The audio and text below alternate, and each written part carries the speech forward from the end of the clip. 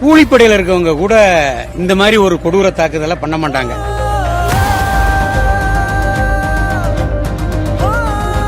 இவங்க என்னதான் பணம் கொடுத்தாலும் சரி, அரசு வேலை கொடுத்தாலும் சரி, இறந்து போன அன்பு சகோதரர் அஜித்குமார் திரும்ப வரப்போறது கிடையாது. இந்த கொடூர படுகொலையை நிகழ்த்தின கொலையாளி காவலர்கள் அத்தனை பேரும் தண்டிக்கப்படணும். நீதியரசர் இந்த வழக்கோட உண்மைத்தன்மைகள் எல்லாம் ஆராய்ந்து பார்த்துட்டு தமிழ்நாட்டோட ஒரு குடிமகனை கொலை பண்ணிட்டீங்க அப்படின்னு சொல்றாங்க.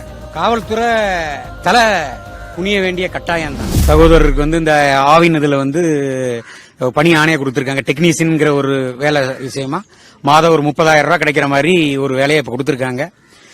கட்சியோட நிதின்னு சொல்லி ஒரு 5 லட்சம் ரூபாய தனியாகவும் ஒரு 3 சென்ட்ல ஒரு இடத்தையும் ஒதுக்கி கொடுத்திருக்காங்க. இவங்க என்னதான் பணம் கொடுத்தாலும் சரி, அரசு வேலை கொடுத்தாலும் சரி, இறந்து போன அன்பு சகோதரர் அஜித்குமார் திரும்ப வரப்போறது கிடையாது. இப்ப நாங்களே என்ன சொல்றோம் அப்படின்னா, இந்த கொடூர படுகொலையை நிகழ்த்தின கொலையாளி காவலர்கள் அத்தனை பேரும் தண்டிக்கப்படணும். கூடிய விரைவில் தண்டிக்கப்படணும். காவல்துறையினருக்கு பொறுப்புகள் இருக்கு. அந்த பொறுப்புகளுக்கெல்லாம் அப்பாற்பட்டு கூலிப்படையில இருக்கவங்க கூட இந்த மாதிரி ஒரு கொடூர தாக்குதலை பண்ண மாட்டாங்க. ஒரு சட்டம் ஒழுங்க பாதுகாக்கக்கூடிய ஒரு பொறுப்பான ஒரு காவல்துறையில பணியாற்றக்கூடிய இந்த காவலர்களோட கேவலமான கொடுஞ்செயலால தமிழ்நாடே இன்னைக்கு தலை குனிஞ்சு போயிருக்கு. மாண்புமிகு நீதியரசர் இந்த வழக்கோட உண்மைத்தன்மைகள் எல்லாம் ஆராய்ந்து பார்த்துட்டு தமிழ்நாட்டோட ஒரு குடிமகனை கொலை பண்ணிட்டீங்க அப்படின்னு சொல்றாங்க. காவல்துறை தலை குனிய வேண்டிய கட்டாயம் தான்.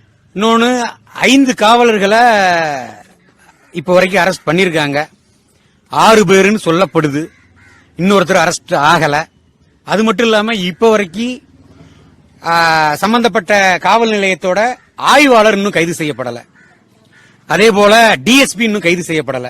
இப்ப ஏற்கனவே சஸ்பெண்ட் செய்யப்பட்டு சிறைக்கு அனுப்பியிருக்கிற காவலர்களுக்கே கூட நாங்க என்ன சொல்றோம் அப்படின்னா, அவங்களை நிரந்தரமா பணி நீக்கம் பண்ணுங்கிறோம். இப்ப ஜெயில பிடிச்சு போட்டிருக்காங்க. சம்பளம் கவர்மெண்ட் சம்பளத்தை தானே கொடுத்துக்கிட்டு இருக்காங்க. அதுக்கு நீங்க ஜெயிலே போடாம அருமையான பணியை பண்ணிருக்கீங்கன்னு தமிழ்நாடு வாழ்த்திட்டு போயிடலாமே. அது இல்லல்ல.